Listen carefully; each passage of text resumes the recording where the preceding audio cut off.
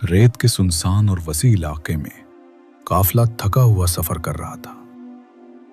उस काफिले में एक मासूम बच्चा, जिसके पांव के एक इशारे पर एक पत्थर से साफ और ठंडा पानी फूट पड़ा। लोग हैरान हो गए। सरकश ऊंट, जो हर किसी के काबू में ना आता था, उसके सामने झुक गया और एक बादल मुसलसल उसी बच्चे पर साया किए रहा। एक ईसाई राहिब ने यह सब देखा। उसका रंग उड़ गया और कांप उठा। उसने कहा, अगर यहूदी लोगों ने इस बच्चे को पहचान लिया तो वो उसे कत्ल कर देंगे, लिहाजा उसे फौरन वापस ले चलो। ये कोई आम बच्चा नहीं था, ये वो हस्ती थी जिनको अल्लाह ताला ने पूरी इंसानियत के लिए रसूल बनाकर भेजा। वो ज़ाती मुबारक हज़रत मोहम्मद मुस्तफ़ा सल्लल्लाहु अलैहि वसल्लम की थी। जून ही आपने पत्थर पर पांव मारा, उसके नीचे से साफ और उम्दा पानी फूट निकला। उन्होंने ऐसा पानी पहले कभी नहीं पिया था। खूब सैर होकर पिया। फिर उन्होंने पूछा, भतीजे, क्या आप सैर हो चुके? नबी करीम सल्लल्लाहु अलैहि वसल्लम ने फरमाया, हाँ। आपने इसी जगह अपनी एड़ी फिर मारी और वो जगह दोबारा ऐसी खुश्क हो गई जैसे पहले थी। हुजूर नबी करीम सल्लल्लाहु अलैहि वसल्लम चंद साल अपने दूसरे चचा जुबैर बिन अब्दुल मुत्तलिब के साथ भी रहे थे। उस जमाने में एक मर्तबा हुजूर सल्लल्लाहु अलैहि वसल्लम अपने उन चचा के साथ एक काफिले में यमन तशरीफ ले गए। रास्ते में एक वादी से गुजर हुआ। इस वादी में एक सरकश ऊंट रहता था।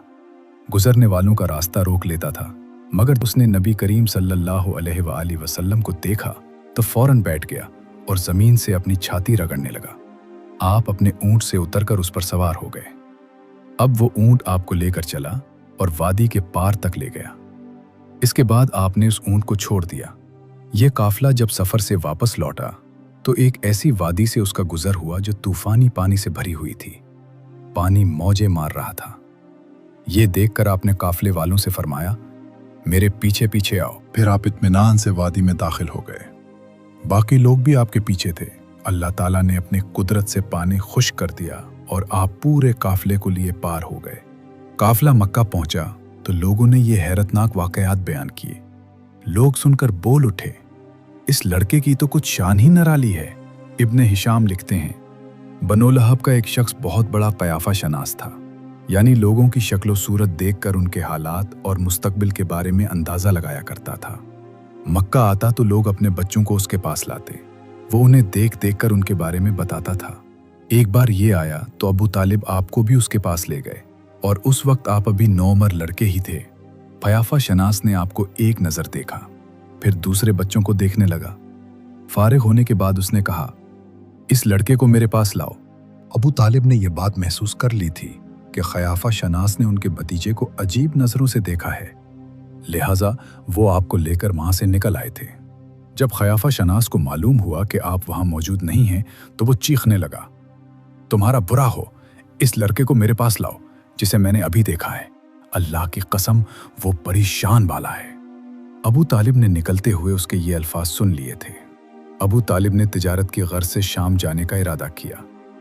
नबी करीम सल्लल्लाहु अलैहि वसल्लम ने भी साथ जाने का शौक जाहिर फरमाया। बाज़ रिवायात में आया है कि आपने जाने के लिए ख़ास तौर पर फरमाइश की। अबू तालिब ने आपका शौक देखकर कहा, अल्लाह की कसम, मैं उसे साथ ज़रूर ले जाऊंगा। ना ये कभी मुझसे जुदा हो सकता है, ना मैं उसे कभी अपने से जुदा कर सकता हूँ। एक रिवायत में यूं आया है, आपने अबू तालिब की ऊँटनी की लगाम पकड़ ली और फरमाया, चचा जान, आप मुझे किसके पास छोड़े जा रहे हैं? मेरी न माँ है न बाप। उस वक्त आपकी उम्र मुबारक 9 साल थी। आखिर अबू तालिब आपको साथ लेकर रवाना हुए। आपको अपनी ऊँटनी पर बिठाया। रास्ते में ईसाइयों की एक इबादतगाह के पास ठहरे। खानकाह के राहिब ने नबी करीम सल्लल्लाहु अलैहि वसल्लम को देखा। उसने अबू तालिब से पूछा, ये लड़का तुम्हारा कौन है? उन्होंने जवाब दिया, ये मेरा बेटा है। ये सुनकर राहिब ने कहा, ये तुम्हारा बेटा नहीं हो सकता। ये सुनकर अबू तालिब बहुत हैरान हुए। बोले, क्या मतलब? ये क्यों मेरा बेटा नहीं हो सकता भला? उसने कहा, ये मुमकिन ही नहीं कि इस लड़के का बाप जिंदा हो, ये नबी है। मतलब ये था कि उनमें जो निशानियां हैं वो दुनिया के आखिरी नबी की हैं, और उनकी एक अलामत ये है कि वो यतीम होंगे।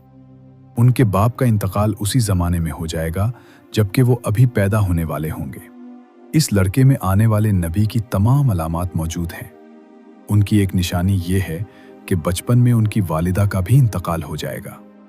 अब अबू तालिब ने उस राहिब से पूछा, नबी क्या होता है? राहिब ने कहा, नबी वो होता है जिसके पास आसमान से खबरें आती हैं और फिर वो ज़मीन वालों को उनकी इत्तला देता है। तुम यहूदियों से इस लड़के की हिफाजत करना। उसके बाद अबू तालिब वहां से आगे रवाना हुए। रास्ते में एक और राहिब के पास ठहरे। ये भी एक खानका का आबिद था। उसकी नज़र भी नबी करीम सल्लल्लाहु अलैहि वसल्लम पर पड़ी तो यही पूछा, ये लड़का तुम्हारा क्या लगता है? अबू तालिब ने उससे भी यही कहा, ये मेरा बेटा है। राहिब ये सुनकर बोला, ये तुम्हारा बेटा नहीं हो सकता, उसका बाप जिंदा हो ही नहीं सकता। अबू तालिब ने पूछा, वो क्यों? राहिब ने जवाब में कहा, इसलिए कि उसका चेहरा नबी का चेहरा है, उसकी आंखें एक नबी की आंखें हैं, यानी ऐसे नबी जो आखिरी उम्मत के लिए भेजे जाने वाले हैं। उनकी अलामात पुरानी आसमानी किताबों में मौजूद हैं। उसके बाद यह काफिला रवाना होकर बसरी पहुंचा। यहाँ बहरा नाम का एक राहिब अपनी खानका में रहता था। उसका असल नाम जर्जीस था, बहरा उसका लक़ब था। वो बहुत ज़बरदस्त आलिम था। हज़रत ईसा अलैहिस्सलाम के ज़माने से इस खानका का राहिब नस्ल दर नस्ल ये आलम फाजिल ख़ानदान ही चला आ रहा था। इस तरह इस ज़माने में उनका सबसे बड़ा आलिम बहरा ही था। कुरैश के लोग अक्सर बहरा के पास से गुजरा करते थे, मगर उसने कभी उनसे कोई बात नहीं की थी। मगर इस बार उसने काफिले में आपको देख लिया तो पूरे काफिले के लिए खाना तैयार करवाया। बहरा ने यह मंजर भी देखा कि नबी करीम सल्लल्लाहु अलैहि वसल्लम पर एक बदली साया किए हुए थी। जब यह काफिला एक दरख्त के नीचे आकर ठहरा तो उसने बदली की तरफ देखा। वो अब उस दरख्त पर साया डाल रही थी और उस दरख्त की शाखें उस तरफ झुक गई थीं जिधर नबी करीम सल्लल्लाहु अलैहि वसल्लम मौजूद थे। उसने देखा बहुत सी शाखों ने आग के ऊपर जमघटा सा कर लिया था। असल में हुआ ये था, जब नबी करीम सल्लल्लाहु अलैहि वसल्लम उस दरख्त के पास पहुंचे तो काफिले के लोग पहले ही सायादार जगह पर कब्जा कर चुके थे। अब आपके लिए कोई सायादार जगह नहीं बची थी। चुनाचे आप जब धूप में बैठे तो शाखों ने अपना रुख तब्दील कर लिया और आपके ऊपर जमा हो गईं। इस तरह आप मुकम्मल तौर पर साए में हो गए। बहरा ने यह मंजर साफ देखा था। आपकी ये निशानी देखकर उसने काफिले वालों को पैगाम भिजवाया, ऐ कुरैशियो, मैंने आप लोगों के लिए खाना तैयार करवाया है। मेरी ख्वाहिश है कि आप तमाम लोग खाना खाने आएं, यानी बच्चे, बूढ़े और गुलाम सब आएं। बहरा का यह पैगाम सुनकर काफिले में से एक ने कहा, ऐ बहरा, आज तो आप नया काम कर रहे हैं। हम तो अक्सर इस रास्ते से गुजरते हैं। आपने कभी दावत का इंतजाम नहीं किया, फिर आज क्या बात है? बहरा ने उन्हें सिर्फ इतना जवाब दिया, तुमने ठीक कहा, लेकिन बस आप लोग मेहमान हैं और मेहमान का इकराम करना बहुत अच्छी बात है। इस तरह तमाम लोग बहरा के पास पहुंच गए, लेकिन अल्लाह के रसूल सल्लल्लाहु अलैहि वसल्लम उनके साथ नहीं थे। उन्हें पड़ाव ही में छोड़ दिया गया था। आपको काफिले के साथ इसलिए नहीं ले जाया गया था कि आप कम उम्र थे। आप वहीं दरख्त के नीचे बैठ गए। इधर बहरा ने लोगों को देखा और उनमें से किसी में उसे वो सिफत नजर न आई जो आखिरी नबी के बारे में उसे मालूम थी। न उनमें से किसी पर वो बदली नजर आई, बल्कि उसने अजीब बात देखी कि वो बदली वहीं पड़ाव की जगह पर ही रह गई थी। इसका साफ मतलब ये था, बदली वहीं है जहां अल्लाह के रसूल हैं। तब उसने कहा, ऐ कुरैश के लोगों, मेरी दावत से आप में से कोई भी पीछे नहीं रहना चाहिए। उस पर कुरैश ने कहा, ऐ बुहरा, जिन लोगों को आपकी इस दावत में लाना जरूरी था उनमें से तो कोई रहा नहीं। हाँ, एक लड़का रह गया है जो सबसे कम उम्र है। बुहरा बोला, तब फिर मेहरबानी फरमाकर उसे भी बुला लें। ये किस कदर बुरी बात है कि आप सब आएं और आप में से एक रह जाए, और मैंने उसे आप लोगों के साथ देखा था। तब एक शख्स गया और आपको साथ लेकर बुहरा की तरफ रवाना हुआ। उस वक्त वो बदली आपके साथ साथ चली और तमाम रास्ते उसने आप पर साया किए रखा। बुहरा ने ये मंजर साफ देखा। वो अब आपको और ज्यादा गौर से देख रहा था। और आपके जिस्म मुबारक में वो अलामत तलाश कर रहा था जो उनकी कुतुब में दर्ज थी। जब लोग खाना खा चुके और उधर उधर हो गए, तब बुहिरा आपके पास आया और बोला, मैं लात और अज़्ज़ी के नाम पर आपसे चंद बातें पूछना चाहता हूँ। जो मैं पूछूं आप मुझे बताएं। उसकी बात सुनकर आपने फरमाया, लात और उज़्ज़ी के नाम पर मुझसे कुछ ना पूछो। अल्लाह की कसम, मुझे सबसे ज्यादा नफरत उन्हीं से है। अब बहरा बोला, अच्छा तो फिर अल्लाह के नाम पर बताएं जो मैं पूछना चाहता हूँ। तो आपने फरमाया, पूछो, क्या पूछना है। उसने बहुत से सवालात किए, आपकी आदात के बारे में पूछा। उसके बाद उसने आपकी कमर पर से कपड़ा हटाकर मोहरे नबूवत को देखा। वो बिल्कुल वैसी ही थी जैसा कि उसने अपनी किताबों में पढ़ा था। उसने फौरन मोहरे नबूवत की जगह को बोसा दिया। कुरैश के लोग ये सब देख रहे थे और हैरान हो रहे थे। आखिर लोग कहे बगैर न रह सके, ये राहिब मोहम्मद सल्लल्लाहु अलैहि वसल्लम में बहुत दिलचस्पी ले रहा है। शायद उसके नज़दीक उनका मर्तबा बहुत बुलंद है। इधर नबी करीम सल्लल्लाहु अलैहि वसल्लम से बातचीत करने के बाद बहरा अबू तालिब की तरफ आया और बोला, ये लड़का तुम्हारा क्या लगता है। अबू तालिब ने कहा, ये मेरा बेटा है। उस पर बहरा ने कहा, नहीं, ये तुम्हारा बेटा नहीं हो सकता। ये नहीं हो सकता कि उसका बाप जिंदा हो। अबू तालिब को ये सुन हैरत हुई। फिर उन्होंने कहा, दरअसल ये मेरे भाई का बेटा है। उनका बाप कहाँ है? वो फौत हो चुका है। उसका इंतकाल उस वक्त हो गया था जब ये अभी पैदा नहीं हुए थे। ये सुनकर बहरा बोल उठा, हाँ, ये बात सही है। और उनकी वालदा का क्या हुआ? उनका अभी थोड़े अरसा ही पहले इंतकाल हुआ है। ये सुनते ही बहरा ने कहा, बिल्कुल ठीक कहा। अब तुम यूं करो कि अपने भतीजे को वापस वतन ले जाओ। यहूदियों से उनकी पूरी तरह हिफाजत करो। अगर उन्होंने उन्हें देख लिया और उनमें वो निशानियां देख लीं जो मैंने देखी हैं, तो वो उन्हें कत्ल करने की कोशिश करेंगे। तुम्हारा ये भतीजा नबी है, इसकी बहुत शान है। उनकी शान के बारे में हमारी अपनी किताबों में भी लिखा हुआ है और हमने अपने बाप दादाओं से भी बहुत कुछ सुन रखा है। मैंने ये नसीहत करके अपना फर्ज पूरा कर दिया है और उन्हें वापस ले जाना तुम्हारी जिम्मेदारी है। अबू तालिब बहरा की बातें सुनकर खौफजदा हो गए। आपको लेकर मक्का वापस आ गए। इस वाक़े के वक्त आपकी उम्र 9 साल थी। इस उम्र के लड़के आम तौर पर खेल कूद में जरूर हिस्सा लेते हैं। उन खेलों में खराब और गंदे खेल भी होते हैं। अल्लाह ताला ने आपको इस सिलसिले में भी बिल्कुल महफूज रखा। जाहिलियत के ज़माने में अरब जिन बुराइयों में जगरे हुए थे, उन बुराइयों से भी अल्लाह ताला ने आपकी हिफाजत फरमाई। एक वाक़या आपने खुद बयान फरमाया। एक कुरैशी लड़का मक्का के बालाई हिस्से में अपनी बकरियां लिए मेरे साथ था। मैंने उससे कहा, तुम ज़रा मेरी बकरियों का ध्यान रखो ताकि मैं कस्सा गोई की मजलिस में शरीक हो सकूं। वहाँ सब लड़के जाते हैं। उस लड़के ने कहा, अच्छा। उसके बाद मैं रवाना हुआ। मैं मत्ता के एक मकान में दाखिल हुआ तो मुझे गाने और बाजे की आवाज़ सुनाई दी। मैंने लोगों से पूछा, ये क्या हो रहा है? मुझे बताया गया कि एक कुरैशी की फलां शख्स की बेटी से शादी हो रही है। मैंने उस तरफ तवज्जो दी ही थी कि मेरी आंखें नींद से झुकने लगी, यहाँ तक कि मैं सो गया। फिर मेरी आंख उस वक्त खुली जब धूप मुझ पर पड़ी। आप वापस उस लड़के के पास पहुंचे तो उसने पूछा, तुमने वहां जाकर क्या किया? मैंने उसे वाकया सुना दिया। दूसरी मर्तबा फिर ऐसा ही हुआ। मतलब ये कि कुरैश की लग़्व मजलिसों से अल्लाह ताला ने आपको महफूज रखा। कुरैश के एक बुत का नाम बवाना था। कुरैश हर साल उसके पास हाजिरी दिया करते थे। उसकी बेहद इज्जत करते थे। उसके पास कुर्बानी का जानवर ज़िबा करते, सर मंडाते, सारा दिन उसके पास एतकाफ करते। अबू तालिब भी अपनी कौम के साथ उस बुत के पास हाजिरी देते। उस मौके को कुरैश ईद की तरह मनाते थे। अबू तालिब ने नबी करीम सल्लल्लाहु अलैहि वसल्लम से कहा, भतीजे, आप भी हमारे साथ ईद में शरीक हों? आपने इनकार फरमा दिया। अबू तालिब हर साल आपको शरीक होने के लिए कहते रहे, लेकिन आप हर बार इनकार ही करते रहे। आखिर एक बार अबू तालिब को गुस्सा आ गया। आपकी फुफ्फियों को भी आप पर बेतहाशा गुस्सा आया। वो आपसे बोले, तुम हमारे माबूदों से इस तरह बचते हो और परहेज करते हो, हमें डर है कि तुम्हें कोई नुकसान ना पहुंचे। उन्होंने ये भी कहा, मोहम्मद, आखिर तुम ईद में क्यों शरीक नहीं होते? उनकी बातों से तंग आकर आप उनके पास से उठकर कहीं दूर चले गए। इस बारे में आप फरमाते हैं, मैं जब भी बवाना या किसी और बुत के नज़दीक हुआ, میرے سامنے ایک سفید رنگ کا بہت قداور آدمی ظاہر ہوا۔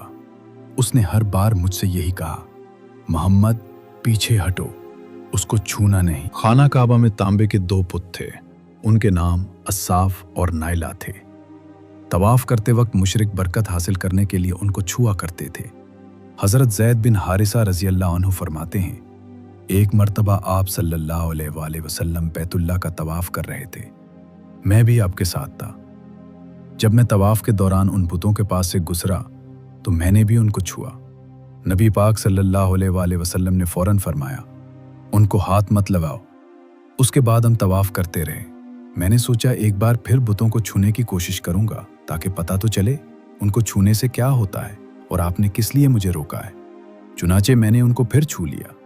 تب آپ نے سخت لہجے میں فرمایا، کیا میں نے تمہیں ان کو چھونے سے منع نہیں کیا تھا؟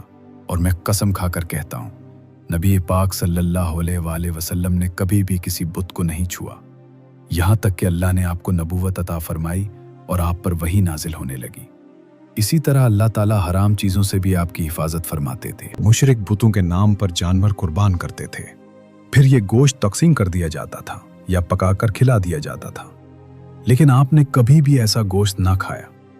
خود آپ نے ایک بار ارشاد فرمایا، میں نے کبھی کوئی ایسی چیز نہیں چکھی جو بتوں کے نام پر ذبح کی گئی ہو، یہاں تک کہ اللہ تعالیٰ نے مجھے نبوت عطا کی۔ اسی طرح آپ سے پوچھا گیا، کیا آپ نے بچپن میں کبھی بت پرستی کی؟ آپ نے ارشاد فرمایا، نہیں۔ آپ نے کبھی شراب پی؟ جواب میں ارشاد فرمایا، نہیں، حالانکہ اس وقت مجھے معلوم نہیں تھا کہ کتاب اللہ کیا ہے اور ایمان کیا ہے۔ آپ صلی اللہ علیہ وآلہ وسلم کے علاوہ بھی اس زمانے میں کچھ لوگ تھے جو جانوروں کے نام ذبح کیا گیا گوشت نہیں کھاتے تھے اور شراب کو ہاتھ نہیں لگاتے تھے۔ بچپن میں آپ نے بکریاں چرانے کا کام کیا۔ آپ مکہ کے لوگوں کی بکریاں چرانے کرتے تھے۔ معاوضے کے طور پر آپ کو ایک سکہ دیا جاتا تھا۔ آپ فرماتے ہیں، اللہ تعالیٰ نے جتنے نبی بھیجے ان سب نے بکریاں چرانے کا کام کیا۔ میں مکہ والوں کی بکریاں سکہ کے بدلے چرایا کرتا تھا۔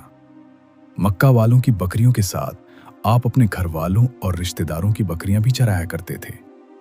پیغمبروں نے بکریاں کیوں چرائیں، اس کی وضاحت یوں بیان کی جاتی ہے، اس کام میں اللہ تعالیٰ کی زبردست حکمت ہے۔